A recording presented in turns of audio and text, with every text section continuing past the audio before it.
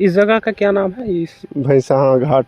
अच्छा, भैंसा घाट है। सर यहाँ की जिंदगी सोगी बरवा नदी उस पर एकदम बदतर हो गई है जिंदगी से। जी अभी कम से कम 1000 से ऊपर, 1000 2000 1000 लोग इस नाव पे इसी तरीके से पार करते हैं। वहाँ कुशीनगर और महाराजगंज 2 जिले के मतलब निवासी हैं। 50,000 के लोग आबादी वहाँ निवास करती है। 50,000 के लोग। जी, लेकिन फिर भी वहाँ पे जो है कोई सुविधाएं सरकार की नहीं पहुँच पा रही हैं। नमस्कार, आप देख रहे हैं स्लार टीवी। मैं हूं आपके साथ अरुण कुमार। आज के दिन हम लोग आ चुके हैं ऐसे रिपोर्ट को बनाने, ऐसे गांव को कवर करने जो कि महाराजगंज ज़िले का है और लगभग वो अबेंडन्ड विलेज हो गया है, जो कि इस ज़िले का तो है लेकिन ज़िले से एकदम कटे हुए हिस्से में है। इस ज़िले के संपर्क से एकदम टूट गया है क्योंकि उन 4-5 जो भी गांव है उन गाँव के बीच में ये नदी पड़ती है और नदी पे जो है कि पुल वगैरह का व्यवस्था नहीं है, जिस वजह से वहाँ के लोग जो एसेंशियल एलिमेंट्स होते हैं जैसे कि हेल्थ हो गया, ज़िले से कनेक्टिविटी हो गई, ज़िले पर जाना हेल्थ के लिए, स्वास्थ्य के लिए और बेसिक जो भी सुविधाएं होती है हर सुविधाओं के लिए वो गांव इस ज़िले से कटा हुआ है। बरसात वगैरह में तो ज़्यादातर समस्याएं होती हैं। गांव तक कनेक्टिविटी का यही ज़रिया है, रोज़ उनको भाड़ा वहन करना पड़ता है।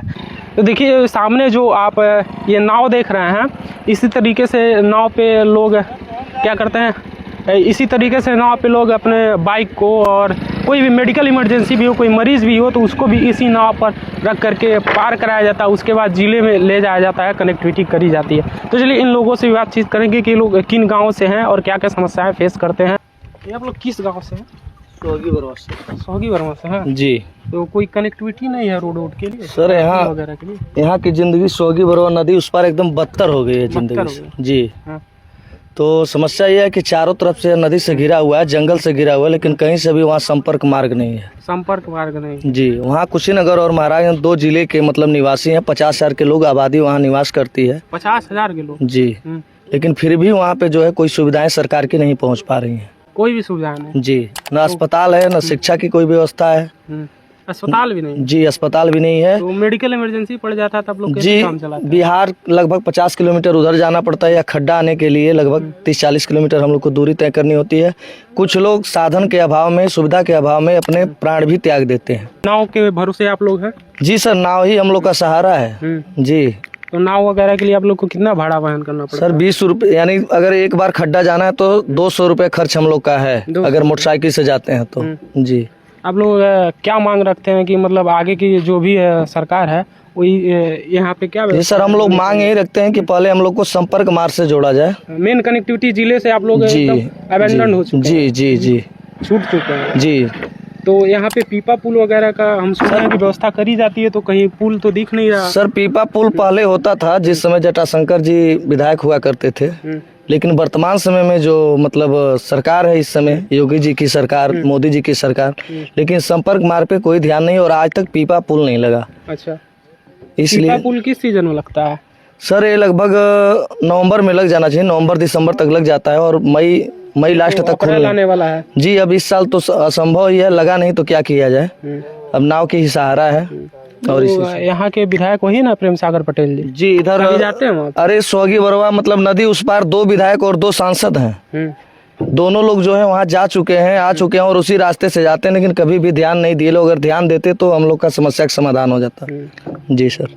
तो मेन समस्या आप जहाँ तक बता रहे हैं एजुकेशन का, एजुकेशन के लिए कोई इस प्रकार का मतलब शिक्षा व्यवस्था नहीं है कि मतलब उच्च शिक्षा के लिए बच्चे वहाँ पर जो है जागरूक हो सके।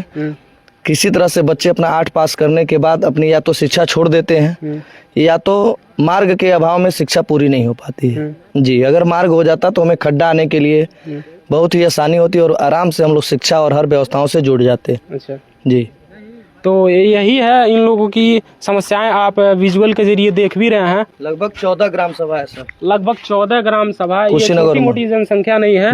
लगभग इन्होंने 50,000 की जनसंख्या बताई है। तो शासन में बैठे जिन भी लोगों तक ये रिपोर्ट पहुंच रही है, देख रहे हैं, उनसे गुजारिश है कि इस पर विचार विमर्श किया जाए और इन लोगों की समस्याओं का समाधान किया जाए। यहाँ पर कुछ और भी लोग हैं, उनसे भी बातचीत करेंगे। तो आप लोग को क्या समस्याएं फेस करनी पड़ती है? देखिए अभी तो हम लोग बहुत मुसीबत कर रहे हैं, ठीक है। रास्ता की बात किए तो रास्ता के लिए तो आवाज़ तो उठी है, आवाज़ के लिए भी कोई सुनवाई, रास्ते के लिए कोई सुनवाई नहीं है, ठीक है। मैं तो यहाँ नहीं रहता हूँ, अच्छा। साल 2 साल के बाद मैं इधर आता हूँ तो देखता हूँ कि नदी पार मतलब नाव से पार करना पड़ता है। इसके पहले कोई बदलाव नहीं होता है। कोई बदलाव नहीं होता है। तो समस्याएं डेली का रूटीन यही है। डेली का है। डेली का डेली तो समस्याएं इसी तरीके का है। रोज लोग यहाँ पे पुल के अभाव में या पीपा पुल जो भी है वो न लगने के अभाव में काफ़ी सारी समस्याओं को वो लोग फेस करते हैं। और डेली का देखिए बाइक का तांता लगता ही जा रहा है, यही रूटीन है और यही एक रास्ता है। तो हमारे पीछे देखिए धीरे धीरे 4-5 बाइक जो है कि इस नाव पे, एक ही नाव पे चढ़ चुका है और यही यहाँ का रूटीन है। और ये जो 14-15 विलेज है इसको ज़िले से कनेक्ट करने का काम किया जाए। ऐसा नहीं है कि इस देश में ऐसा नहीं किया जा सकता है, काफ़ी वेल डेवलपिंग कंट्री है, ऐसा किया जा सकता है, बस ध्यान देने की ज़रूरत है। तो यहाँ पे और भी लोग हैं, उन लोगों भी से पूछेंगे क्योंकि अलग अलग लोग अपनी अलग अलग पर्सपेक्टिव से अपनी समस्याएं शेयर करेंगे। तो आप यहाँ पे लोगों को उस पार से इस पार लाने का काम करते हैं। तो लगभग दिन में कितने लोग आते जाते हैं? दिन में तो बहुत लोग आ जाते हैं। अभी कम से कम 1000 से ऊपर, 1000-2000 1000 लोग इस नाव पे इसी तरीके से पार करते हैं। और पूरे दिन में ये 1000 से ऊपर लोगों को इसी नाव से लाइन से नावें लगी हुई है और इन नावों से 1000 से ऊपर लोगों को पार करते हैं। तो ये कहीं ना कहीं एक छोटी समस्या है, बहुत बड़ी समस्या है, बहुत बड़े लोगों की समस्या है। आप इमेजिन एक बार कर देखिए, अगर मेडिकल इमरजेंसी हुई, किसी के पास कुछ चंद मिनट का समय बचा होगा, उसको तुरंत हॉस्पिटल में भर्ती किया जाए, जैसा कि लोगों ने बता दिया कि उधर हॉस्पिटल भी नहीं है, तो ऐसी स्थिति में क्या होगा? लोग अपने जान से क्या है कि अपने जान से हाथ धो बैठेंगे। क्या नाम हुआ आपका? ओम प्रकाश। ओम प्रकाश जी। ये जो पीपा पुल है ये किस महीने में लग जाती है? इन्हीं घड़ी चलत रहत रहा, लेकिन असो नहीं लागल है और लगभग अब आज नहीं लागल तो अब नहीं लगी। अच्छा, मतलब इस साल लगा ही नहीं है। हाँ। किस महीने में अमूमन लग जाती है?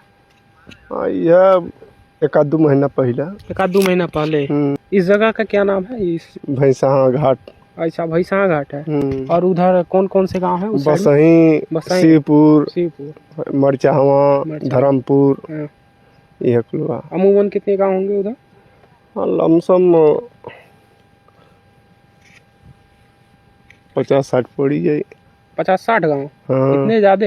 हाँ। और सारे महाराजगंज जिले के ही? अच्छा, तो क्या क्या समस्याएं जो है कि लोग झेलते हैं इस वजह से, पीपा पुल न लगने से और ये नाव के द्वारा जो ट्रेवल पीपा न लगने की वजह से यही होता है कि डेंगी से आदमी जाते हैं आते हैं, डेंगी पर ही निर्भर होना पड़ता है। हाँ। और कोई रास्ता दूसरा रास्ता से कनेक्ट होने का?